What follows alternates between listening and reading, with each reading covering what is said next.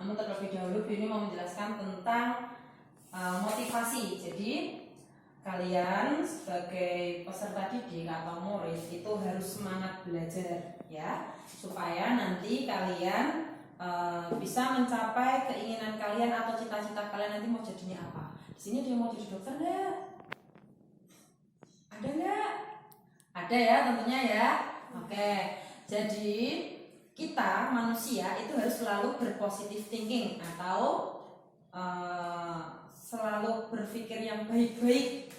Jadi kalian harus mandiri, harus disiplin, harus saling menghargai sesama teman ataupun sesama guru, dan nanti orang tua pun sama.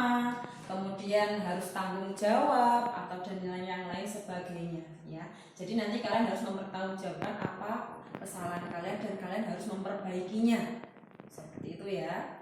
Nah, kalian yakin kan kalau kalian itu punya suatu keyakinan? Nggih, yakin. Nah, menurut kalian keyakinan kelas di sini yang akan kita kesepakati atau kesepakatan keyakinan kelas kita itu kira-kira apa? Yang pertama, kejujuran. Apa? Keadilan. Terus tanggung jawab. Oke. Apa? Kerjasama. Kemandirian. Terus apa lagi? Ketekunan. Kemudian toleransi. Oke, banyak ya. Oke. Keyakinan kelas kita di sini silakan ditulis dalam sini apa namanya? Ini sticky note ya, ditulis semua. Nanti setelah itu mari kita tempelkan di depan sana sesuai dengan keyakinan kelas 8B karena kita berada di 8B. Oke. Ditulis semuanya ya. Oke. Kalau sudah selesai menulisnya, silakan siapa yang mau menempelkannya di sini satu persatu. Angkat tangan. Ya, Tina sini, ayo Tina, tempel sini. Yang lain kalau mau ke sini semua ya. Oke.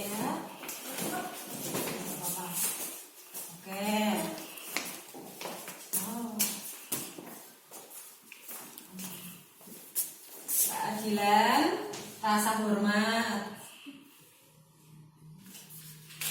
Nah, terus kerjasama, ya termasuk kerjasama. Disiplin, atasnya sini dok. Toleransi, kemudian tanggung jawab, kejujuran, kemandirian, dan ketekunan. Oke.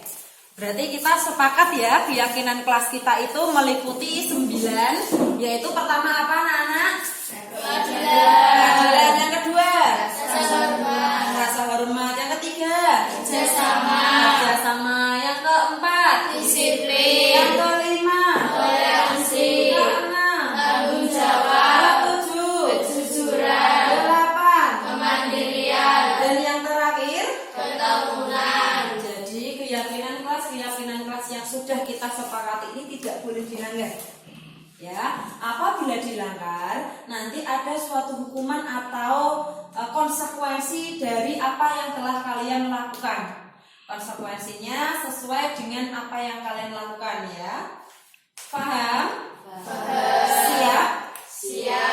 Siap melaksanakan keyakinan kelas kita? Dan siap nanti ada hukuman atau konsekuensi jika melanggar keyakinan kelas kita? Oke, siap. Kalau siap, kita mulainya pembelajarannya hari ini dimulai. Gitu ya. Assalamualaikum warahmatullahi wabarakatuh. Waalaikumsalam warahmatullahi wabarakatuh. Mari sebelum pembelajaran dimulai, mari kita membaca asma-usna terlebih dahulu. Kita mulai dari sekarang. 1, 2.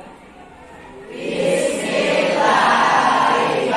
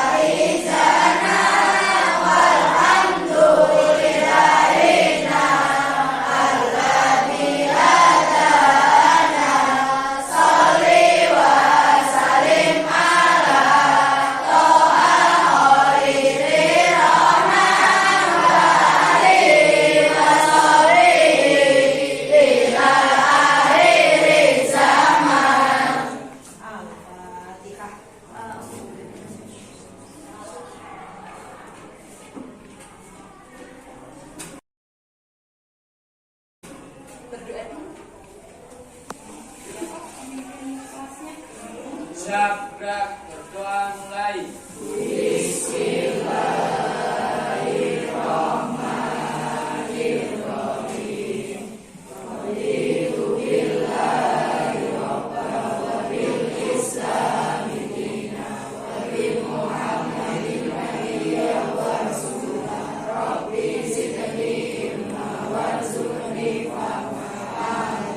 Doa selesai, ucapkan salam. Assalamualaikum warahmatullahi wabarakatuh. Waalaikumsalam warahmatullahi wabarakatuh. Selamat pagi semua.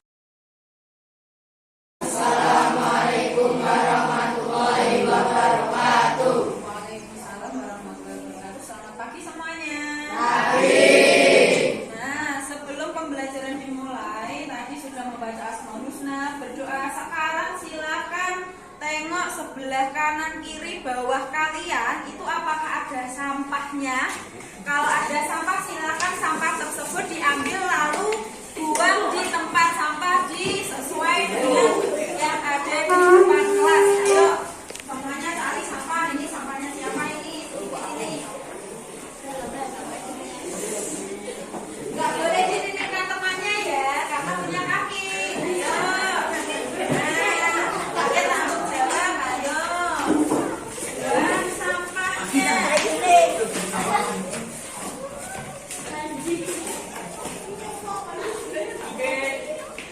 Nah, sampainya.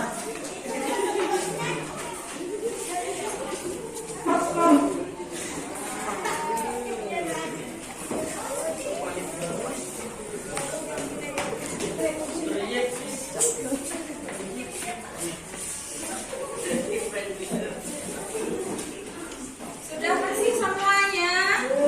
Ya, kalau lingkungan bersih, maka nanti kalau saat kita mau memulai pelajaran, kita juga akan nyaman. Oke, sebelumnya lagi, karena ini hari Senin, silakan jari kukunya, kuku yang berada di jari kalian, keluarkan di atas meja. Semuanya. Jadi nanti yang panjang dipotong ya.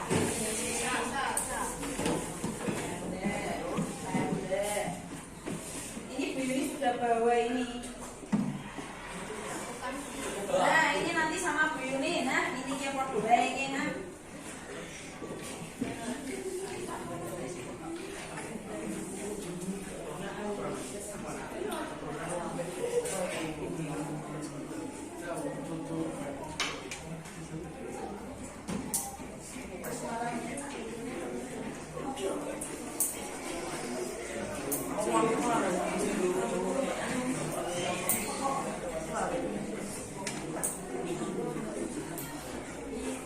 Jelas. Sip. Nah.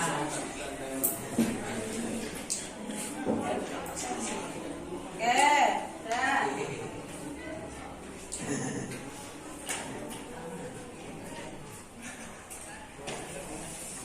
Ayo, mana? Sini. Jadi ayo, Den. Tanganmu mana yang satu, Den?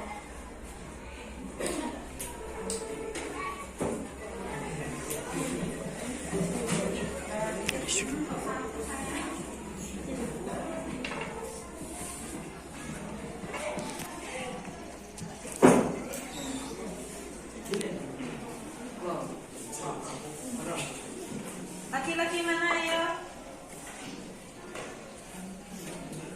Laki-laki. Ini kenapa tangannya kok hitam-hitam? Ceples. Oke. Potong kuku sudah. Area belajar juga sudah bersih. Sekarang yang potong yang rambutnya panjang. Ini besok nanti sampai rumah pulang sekolah dipotong ya, Le. Ya. Ya, dipotong. Besok berarti sudah ganteng. Ya. Oke, kalau sudah, mari kita mulai pembelajaran hari ini.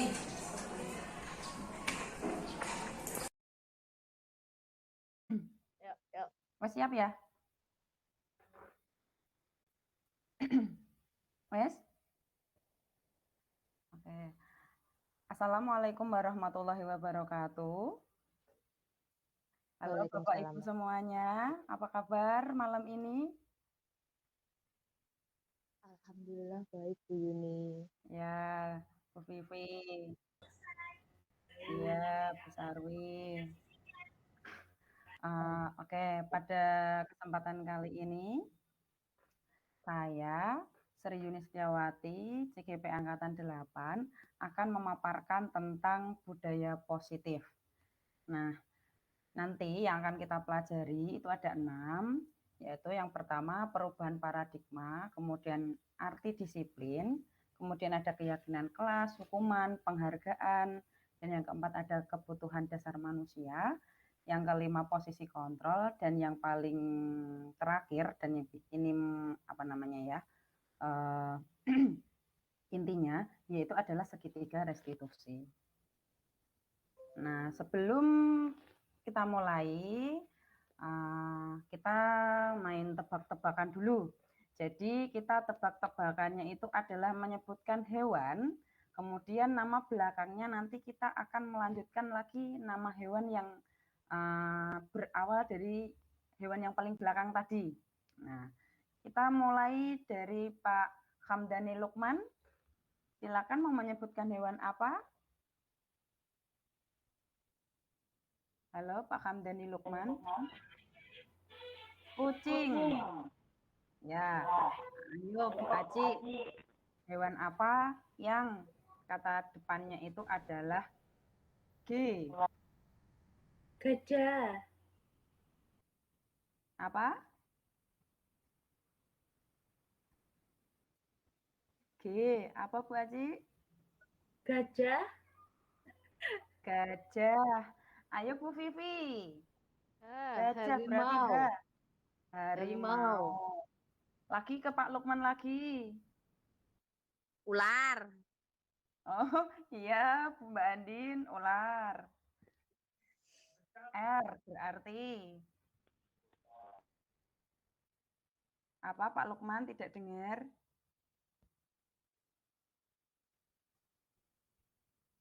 Oke Bu Aci dulu R. R. Raja Wali. Oh Raja Wali, oke. Terima kasih. Aplaus dulu buat semuanya.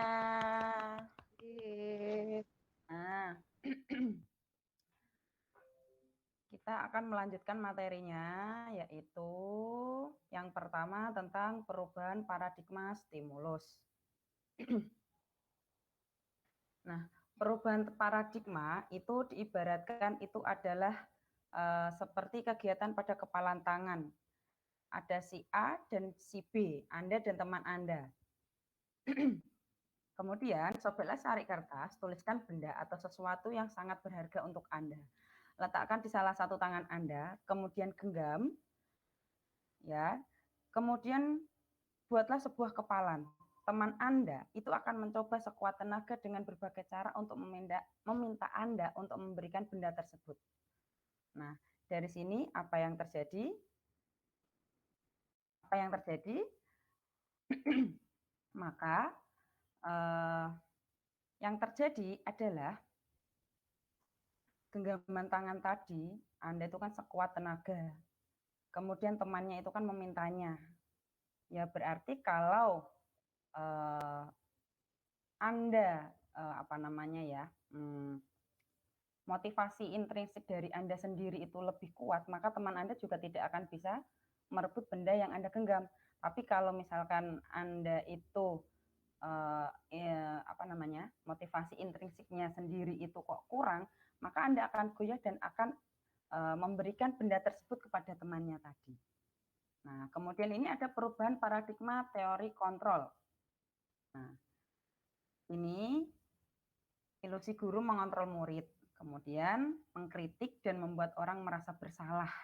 Ya, itu juga dapat apa namanya di sini dapat menguatkan karakter. Kemudian ilusinya itu bahwa semua penguatan positif efektif dan bermanfaat. Dan yang ketiga, ilusinya itu adalah orang dewasa memiliki hak untuk memaksa. Nah, tapi di sini perubahan paradigma itu pada teori kontrol itu bisakah kita mengontrol seseorang? Jadi sebenarnya orang itu juga bisa mengontrol seseorang. Tinggal orang yang dikontrol itu apakah dia motivasinya itu kurang atau lebih kuat. Nah, yang menentukan dia sendiri gitu loh. Nah, kalau ini stimulus respon, kalau kita mencoba mengubah orang agar berpandangan sama dengan kita, maka teori kontrolnya itu adalah kita harus berusaha memahami pandangan orang lain. Nah, apakah sesuai dengan pandangan kita ataukah bukan?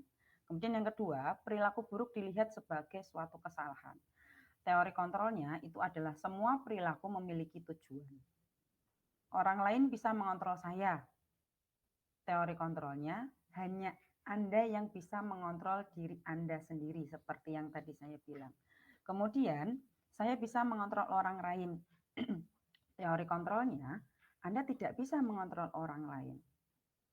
Kemudian memaksa ada pada saat bujukan gagal. Teori kontrolnya, kolaborasi dan konsensus menciptakan pilihan-pilihan baru. Nah, kemudian model berpikir kalah atau menang, itu kita bisa mengontrol dengan model berpikir menang-menang. Jadi, semuanya menang. Kemudian, apa makna disiplin? Nah, makna disiplin ini dari bahasa Latin, yaitu disciplina, yang artinya itu adalah belajar. Kemudian dinotasikan dengan disiplin diri dari murid-murid Socrates dan Plato. Kemudian disiplin itu membuat orang menggali potensinya menuju sebuah tujuan, apa yang dia hargai. Namun dalam budaya kita, makna disiplin itu telah berubah menjadi sesuatu yang dilakukan oleh seseorang pada orang lain untuk mendapatkan kepatuhan, ya, kepatuhan. Kemudian cenderung umum menghubungkan kata disiplin dengan ketidaknyamanan, bukan dengan apa yang kita hargai atau pencapaian suatu tujuan mulia. Jadi kata disiplin itu lebih cenderung untuk mendapatkan kepatuhan, tapi tidak memperdulikan yang lainnya. Nah, kemudian ini ada lagi teori motivasi perilaku manusia. Motivasi itu ada motivasi eksternal dan internal, di mana kalau eksternal itu adalah dari luar, pengaruh dari luar, bisa dari teman, lingkungan, keluarga, ataupun yang lainnya. Sedangkan kalau internal itu adalah motivasi pada diri sendiri. Ya. Kemudian kalau menurut Ki Hajar Dewantara, merdeka itu artinya tidak hanya terlepas dari perintah, akan tetapi juga cakap untuk membuat memerintah diri sendiri, ya. Itu kalau sesuai Ki Hajar Dewantara. Nah, di sini ada yang namanya budaya positif. Budaya positif nanti kita ke dalam lagi namanya lingkungan positif. Lingkungan positif lagi nanti kita masuk lagi itu namanya keyakinan kelas. Kemudian kita masuk lagi yaitu di peraturan kelas. Itu kalau budaya positif. Nah, sekarang yang pertama, keyakinan kelas. Hukuman dan penghargaan.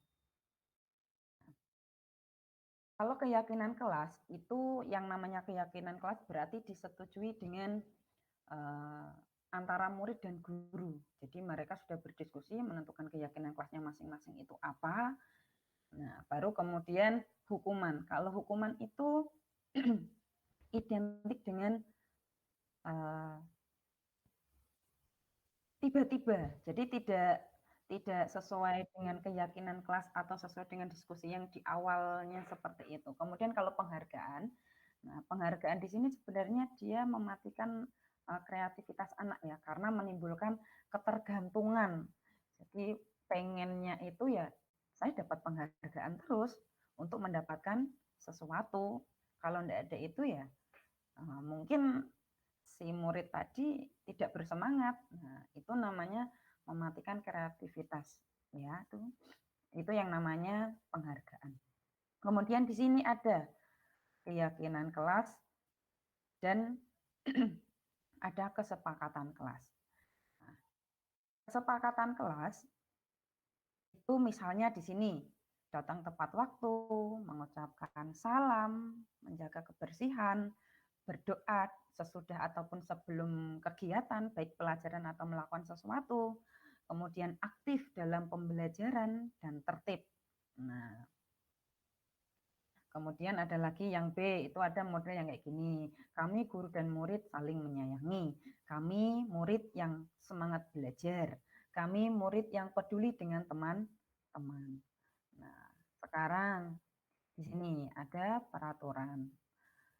Satu, selalu kembalikan buku ke tempatnya. Berarti kalau kayak gini keyakinan apa yang diyakini? Sekarang saya tanya Bu Aci. Bu Aci, halo. Oke, Pak Hamdani. Untuk yang pertama, selalu mengembalikan buku ke tempatnya. Ini termasuk keyakinan kelas apa?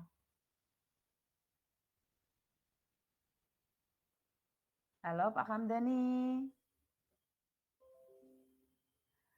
Oke. Jadi di sini, kalau selalu mengembalikan buku ke tempatnya, itu termasuk keyakinannya itu adalah tanggung jawab. Kemudian kalau melarang mengganggu orang lain, itu menghormati orang lain dan diri sendiri. Kalau hadir di sekolah, itu menghormati orang lain. Kemudian kalau dilarang melakukan kekerasan, itu keselamatan menghormati orang lain. Dilarang menggunakan narkoba, termasuk keyakinan kesehatan. Bergantian atau menunggu giliran, itu menghormati orang lain, dan sebagainya. Nah, sekarang kita masuk ke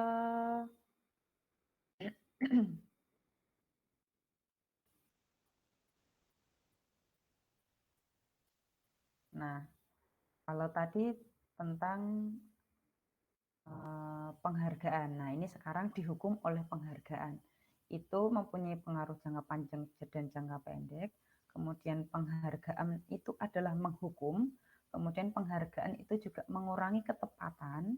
Kemudian penghargaan juga itu tidak efektif. Kemudian penghargaan itu juga merusak suatu hubungan. Jadi penghargaan itu sebenarnya bahaya. Nah, sekarang kalau ini mencatat 100 kali di dalam buku dengan kalimat saya tidak akan terlambat lagi karena terlambat ke sekolah. Ini termasuk hukuman atau konsekuensi. Nah, kita lihat dulu. Ternyata kalau kita menyuruh anak untuk menuliskan ke dalam buku yang bertuliskan saya tidak akan terlambat lagi karena dia melakukan kesalahan terlambat sekolah, itu ternyata merupakan hukuman. Kenapa? Karena itu membuat si anak merasa apa namanya ya, merasa dirugikan. Nah, beda lagi kalau ini menggantikan kertas tugas teman yang telah dicoret-coret. Nah, kalau dia sudah mencoret-coret punyanya teman dan dia menggantikan lagi, itu namanya konsekuensi. Kenapa? Dia kalau berani mencoret-coret juga harus berani menggantikan kertas temannya. Jadi itu bedanya hukuman dan konsekuensi. Nah, di sini perbedaannya itu kalau hukuman adalah sesuatu yang menyakitkan. Kalau konsekuensi sesuatu yang harus terjadi. Misalnya tadi kertas kita ganti. Nah, itu harus terjadi. Sedangkan kalau yang menyakitkan tadi itu kan dihukum untuk menuliskan kata-kata tidak akan mengulanginya lagi. Nah, itu kan memberatkan si anak. Menurut anak itu rasanya itu tidak adil, sangat menyakitkan. Nah, itu namanya hukuman. Jadi itulah apa bedanya hukuman dan konsekuensi. Kemudian kalau hukuman itu membuat anak sakit, ya fisik maupun hati. Biasanya hati itu. Tapi dalam jangka waktu lama, biasanya itu anak masih mengingat-ingat sampai nanti lulus atau sampai tua, dia masih ingat bahwa oh saya pernah dihukum sama guru ini. Kemudian kalau konsekuensi itu membuat anak merasa tidak nyaman dalam jangka waktu pendek. Nah, kalau hukuman itu anak membenci kedisiplinan, dia merasa terpaksa, kemudian mendorong anak menyakiti diri sendiri karena rasa bersalahnya tadi atau merasa dirugikan tadi. Kemudian konsep diri yang buruk, kemudian anak belajar untuk menyembunyikan kesalahan, kemudian marah, bersalah, dipermalukan, dan tidak dihargai. Itu kalau hukuman. Kalau konsekuensi, itu anak menghargai disiplin. Kemudian stimulus dengan tanggapan, mendorong anak agar mudah menyesuaikan diri, kemudian konsep diri yang baik, kemudian anak belajar untuk mematuhi peraturan, Dan yang terakhir, kehilangan hak, dibuat tidak nyaman atau diasingkan untuk sementara. Nah, sekarang kita mempelajari tentang kebutuhan dasar manusia. Kebutuhan dasar manusia itu ada 5. Yang pertama itu adalah cinta kasih sayang atau kebutuhan untuk diterima, kemudian kesenangan, kebebasan, penguasaan, dan survival atau bertahan hidup. Ya, itu 5 kebutuhan dasar manusia.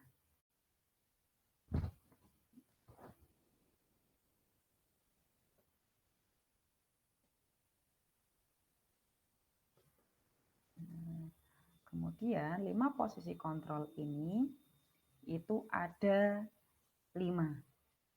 Posisi kontrol penghukum, kemudian pembuat merasa bersalah, ya, ini pembuat merasa bersalah, kemudian sebagai teman, kemudian sebagai pemantau, dan kita yang terakhir sebagai manajer.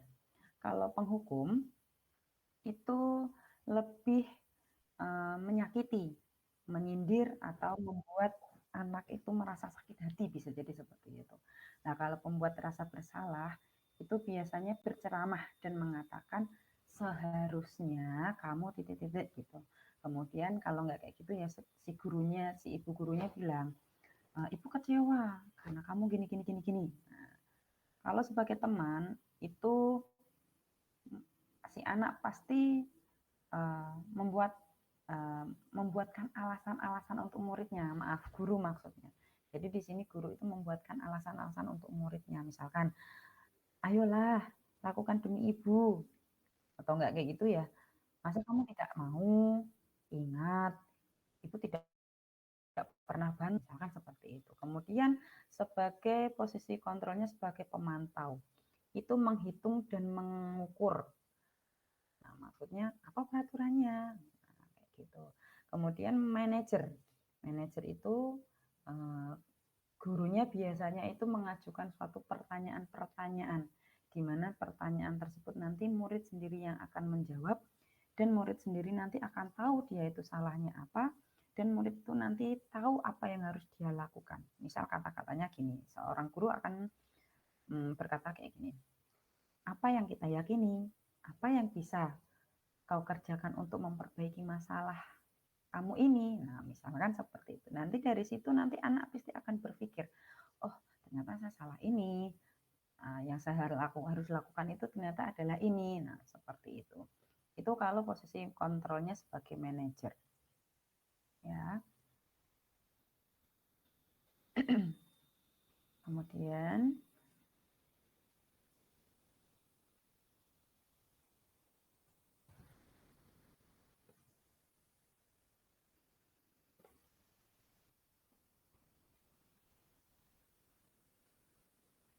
kemudian yang terakhir tentang restitusi.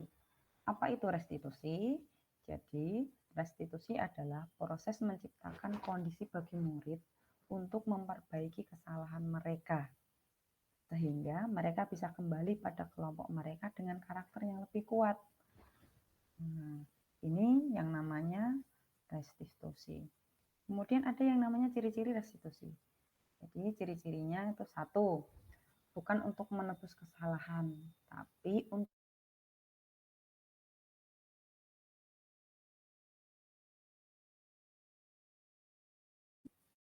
kemudian restitusi itu menuntun untuk melihat ke dalam diri sendiri. Kemudian restitusi itu juga mencari kebutuhan dasar yang mendasari tindakan. Kemudian restitusi diri adalah cara yang paling baik untuk memperbaiki diri. Yang ketujuh, restitusi itu fokus pada karakter, bukan tindakan. Dan restitusi itu fokus pada solusi. Nah, ini yang membedakan. Jadi, restitusi itu fokus pada solusi. Kemudian yang terakhir, restitusi itu mengembalikan murid yang berbuat salah pada kelompoknya agar mereka diterima dan membuat perilaku yang lebih baik lagi. Nah, itu ciri-ciri segitiga restitusi. Lalu apa itu tahapan dalam segitiga restitusi? Jadi dalam tahapan segitiga restitusi itu ada 3. Jadi yang pertama itu adalah ini menstabilkan identitas, ya. yang kedua itu adalah validasi tindakan yang salah, dan yang ketiga itu adalah menanyakan keyakinan yang sudah dibuat di kelas tadi. Nah, kemudian sini. Lalu kalau menstabilkan identitasnya bagaimana? Jadi kalau menstabilkan identitas itu adalah membuat anak mereda. Jadi anak itu biar tenang dulu. Kalau tenang itu anak nanti pasti tahu apa yang dilakukan, dia pasti bisa berpikir jernih dengan menggunakan kata-kata biasanya gini, kamu tahu kenapa kamu saya panggil ke sini? Nah, kalau nggak gitu, ya yang lain. Kemudian ada yang namanya validasi tindakan yang salah. Kalau validasi tindakan salah dari tadi, si anak ditanya-tanya yang baik-baik, kemudian di sini si guru itu akan tanya ke anaknya. Salah, intinya kesalahan kamu apa? Oh, ternyata misalkan saya datang terlambat. Nah, di sini ada validasi tindakan yang salah. Salahnya apa? Dia datangnya terlambat. Kemudian menanyakan keyakinan. Nah, di sini ada kata-katanya gini. Keyakinan apa yang kamu langgar? Nah, nanti di situ nanti anak akan menjawab sesuai dengan keyakinan yang dilanggar tadi. Misalkan datang tidak tepat waktu. Nah, harusnya tepat waktu. Nah, itu langkah-langkah pada segitiga restitusi. Nah, ini. Nah, ini menanyakan keyakinan. Kemudian kalau menanyakan keyakinan tadi kan sudah dibentuk bersama-sama ya dalam diskusi saat membuat keyakinan. Nah, dari sini apakah ada pertanyaan dari Bu Vivi, Pak Hamdani, Bu Andin, Bu Sarwi? Apakah ada pertanyaan? Tidak. Oh, ini Arta Asih, ya. Iya Bu, tadi Bu Yuni di awal itu menyampaikan bahwa adanya tindakan yang karena motivasi eksternal dan motivasi Internal. Contoh konkretnya tuh gimana Bu? Orang berperilaku karena motivasi internal dan motivasi eksternal. Terima kasih. Ya, terima kasih Bu Arta. Jadi tadi yang ditanyakan itu adalah apa yang dilakukan, maksudnya mencakup kalau motivasi internal dan eksternal ya Bu ya. Jadi gini, misal si anak A, dia itu datang selalu terlambat misalkan. Ya, datangnya selalu terlambat. Kemudian di sini yang namanya motivasi internal, saya ke eksternal dulu, maaf. Yang namanya motivasi eksternal itu bisa dari keluarganya, maksudnya mungkin si orang tuanya itu tidak tidak membangunkan. Jadi si anak ya udah saya santai aja, saya tidak ada motivasi untuk bangun pagi, saya telat ya sudah telat. Nah, itu misalkan motivasi eksternal. Misalkan lagi, ternyata di sekolahan itu datang terlambat, tidak dihukum, tidak apa-apa. Akhirnya dia merasa bahwa, nggak apa-apa, saya terlambat. Nyatanya saya tidak dihukum-hukum, saya santai-santai aja, kayak gitu. Nah, atau mungkin temannya malah yang ngojok-ngojoki gini, nggak apa-apa, telat-telat nggak apa-apa, sekali-kali atau yang bagaimana. Nah, itu motivasi eksternal. Jadi motivasi eksternal itu bisa dari teman, bisa dari sekolahan, bisa dari keluarga. Sedangkan kalau motivasi intrinsik itu dari diri anak itu sendiri murni. Misalkan gini, duh kok saya telat terus, saya kok nggak enak sama guru saya yang jam pertama, atau enggak dia sering dihukum karena telat masuk kelas. Akhirnya kan dia malu, kok saya telat terus. Nah, akhirnya dia termotivasi untuk kalau kayak gitu besok saya tak berangkat pagi, bangun pagi, saya bunyikan alarm banyak sekali biar nanti saya cepat bangun misalkan. Nah, itu merupakan apa? Motivasi intrinsik. Saya kira seperti itu Bu Arta Asih. Mungkin atau ada yang mau menanggapi Pak Hamdani mungkin?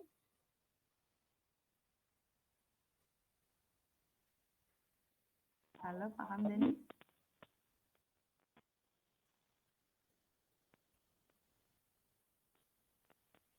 Tidak dengar Pak Hamdani, tidak dengar.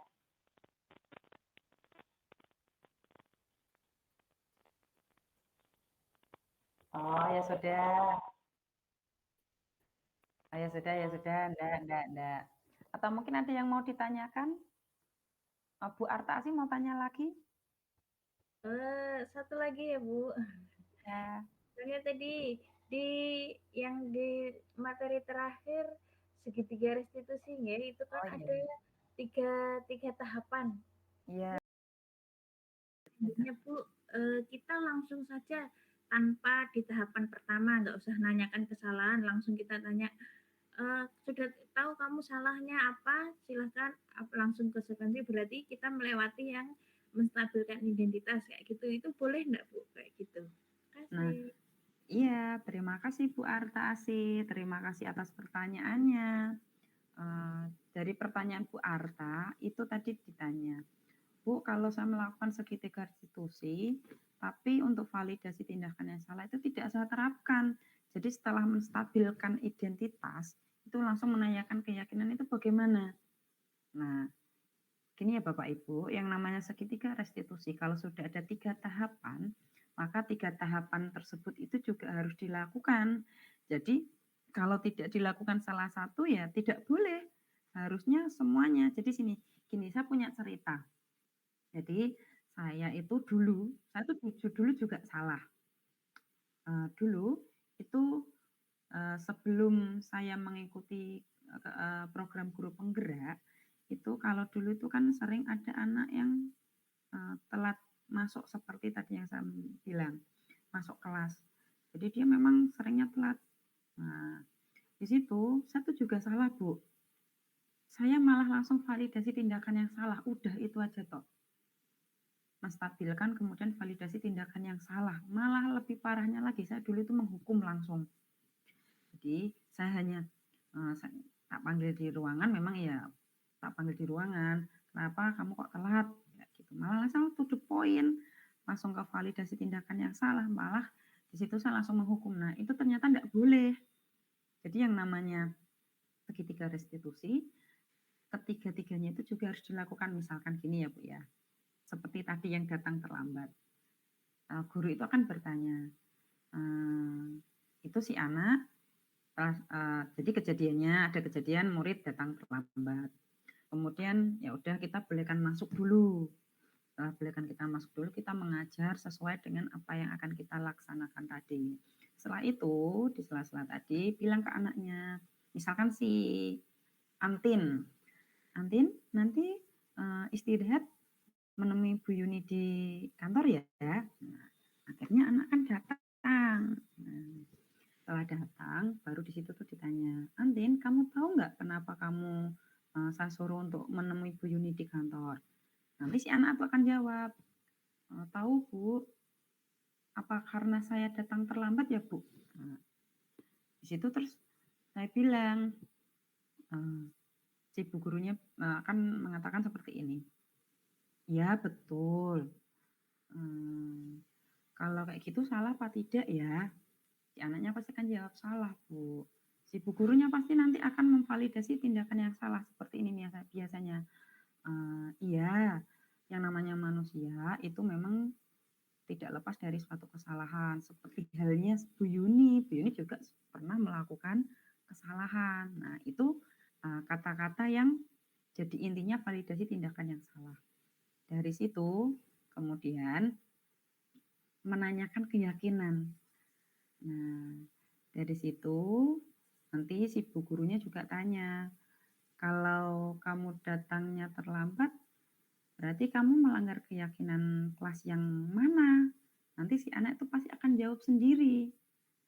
Iya Bu, saya melanggar keyakinan kelas yang datang dengan tepat waktu.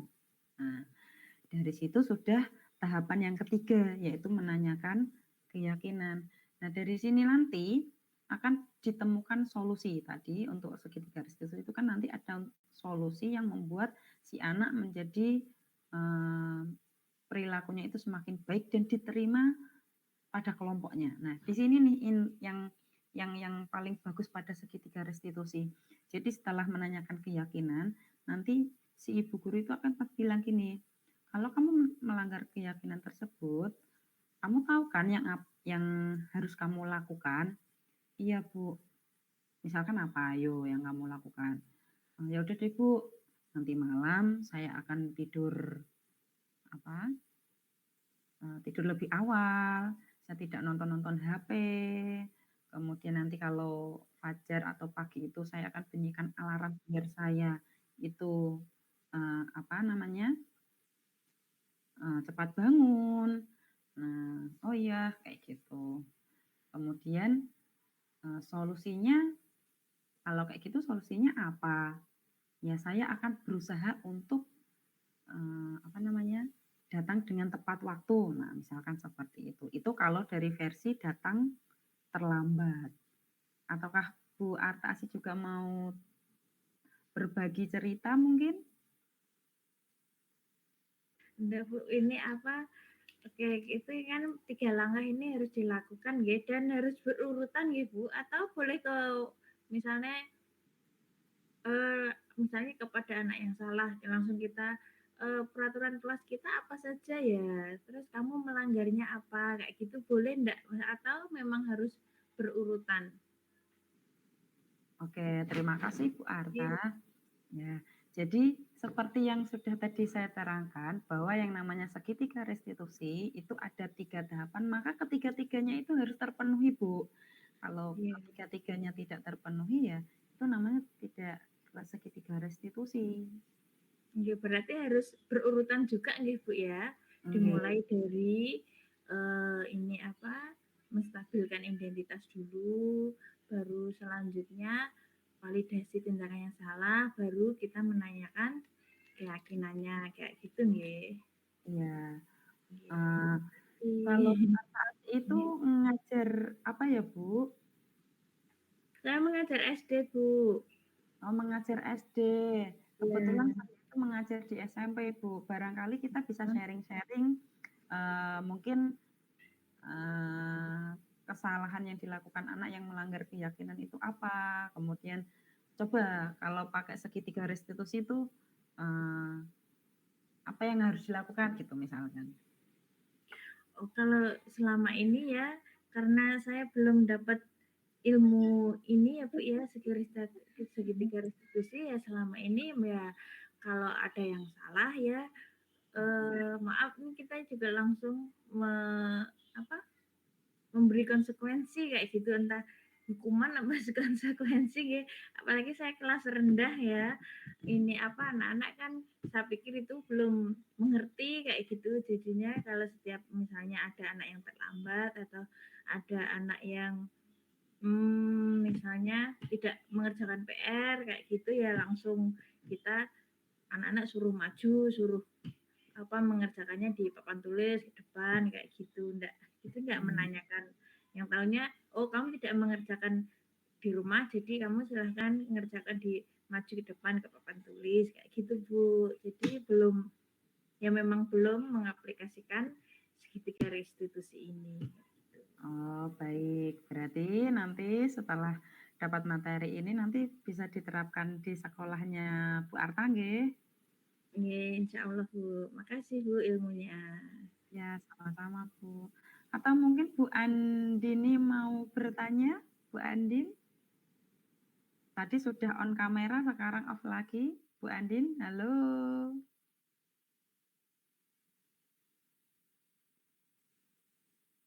Atau Bu Andin mau bertanya tentang segitiga restitusi ataupun perbedaan hukuman, konsekuensi, dan keyakinan, kemudian atau 5 posisi kontrol kita sebagai guru atau apa seperti itu. Oh, tidak ada. Oke, jadi dalam 5 posisi kontrol itu kalau kita terapkan apa itu namanya Bu Arta segitiga restitusi, itu sebenarnya kita itu sebagai posisi kontrol yang manajer. Ya, kita sebagai posisi kontrol yang manajer, di mana posisi kontrol manajer itu adalah posisi kontrol yang paling tepat dan yang paling bagus. Ya, yang paling bagus untuk si anaknya yang melakukan kesalahan tadi. Karena dari situ anak itu tidak serta-merta dihukum atau dia apa enggak, tapi dia bisa tahu sendiri kesalahannya apa, dia itu melanggar yang mana, kemudian apa yang harus dilakukan, dia itu harus tahu. Nah, itu kalau 5 posisi kontrolnya. Atau Bu Vivi mau tanya, Bu Vivi, halo. Bu Vivi. Bu Vivi, halo. Mau tanya Bu Vivi? Silahkan. Lanjut aja Bu Yuni. Lanjut aja Bu Yuni, oke. Atau Bu Arta mau tanya lagi boleh? 1 kali lagi aja pertanyaan. Cukup Bu, ini nanti insya Allah. Cukup. Oke, kalau cukup, saya akan merefleksi. Jadi yang sudah saya paparkan itu ada 6, yaitu paradigma, kemudian ada yang namanya penghukum, konsekuensi, dan keyakinan. Kemudian ada lagi itu 5 posisi kontrol, ada lagi itu yang namanya keyakinan kelas, dan ada yang namanya kebutuhan dasar manusia, dan yang terakhir ini ada yang namanya segitiga restitusi. Jadi sesuai pertanyaan dari Bu Arta tadi, Bu, bagaimana kalau salah satu langkah itu dihilangkan? Nah, tidak boleh ya Bu, jadi yang namanya langkah-langkah dalam restitusi itu ketiga-tiganya harus dilaksanakan. Kalau tidak dilaksanakan, maka itu tidak bisa dinamakan segitiga restitusi. Nah, tapi di sini hati-hati. Jadi dalam melaksanakan segitiga restitusi, kita sebagai guru saat berkata kepada anak, jangan sampai kita itu menyinggung si anak. Jadi harus dengan kata-kata yang halus, yang sopan, intinya yang ngeyem-ngeyem anak, biar anak itu tahu kesalahannya dia apa, dia melanggar apa, dan harus berbuat apa, dia itu mau. Beda lagi kalau kita menggunakan kata-kata yang mungkin menurut si anak itu menyakitkan atau kata-kata kasar atau kata-kata pedas, itu justru nanti malah si anak semakin sakit hati. Nah, kayak gitu. Jadi dalam restitusi itu yang perlu tanda kutip itu adalah bahasa kita sebagai guru itu harus yang halus, lembut. Nah, seperti itu. Karena segitiga restitusi itu juga sebagai posisi kontrol manajer. Karena kita sebagai guru harus bisa memanajer murid-murid kita dengan baik agar mereka juga mempunyai perilaku dan sikap yang baik pula untuk kedepannya, baik jangka panjang ataupun jangka pendek. Seperti itu. Dari sini ada pertanyaan lagi, Mboten nggih? Mboten. Nah, kalau mboten, terima kasih atas partisipasinya untuk Bu Vivi, Bu Andin, Bu Arta, Bu Sarwi, Pak Hamdani, dan semuanya. Terima kasih.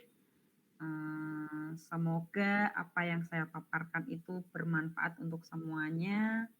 Maka akhir kata saya tutup nggih. Wassalamualaikum warahmatullahi wabarakatuh. Terima kasih Bu. Iya, sama-sama. Terima kasih kembali. Out nggih. Out.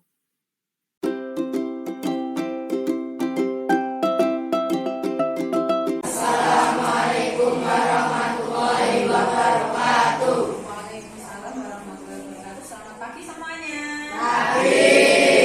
Nah, sebelum pembelajaran dimulai, tadi sudah membaca Asmaul Husna, berdoa. Sekarang silakan tengok sebelah kanan kiri bawah kalian itu apakah ada sampahnya.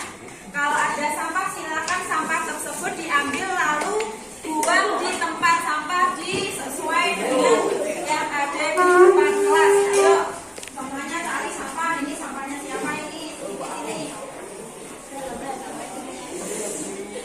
Nggak boleh dititipkan temannya ya, karena punya kaki. Ayo. Nah, langsung jawab. Ayo. Buang sampahnya.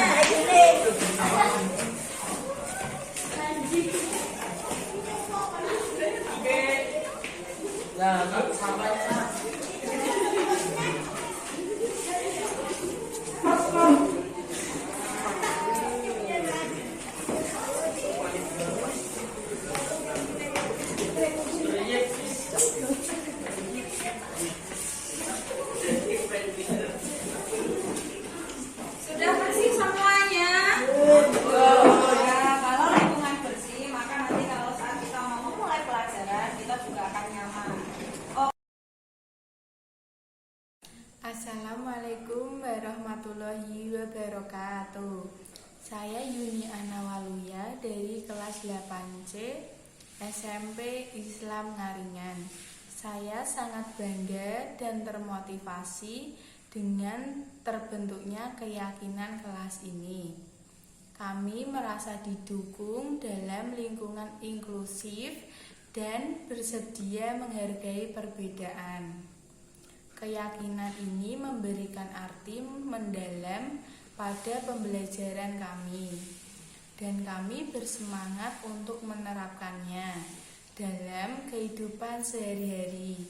Terima kasih atas kontribusinya semua pihak dalam membentuk keyakinan kelas yang berharga ini. Terima kasih. Wassalamualaikum warahmatullahi wabarakatuh.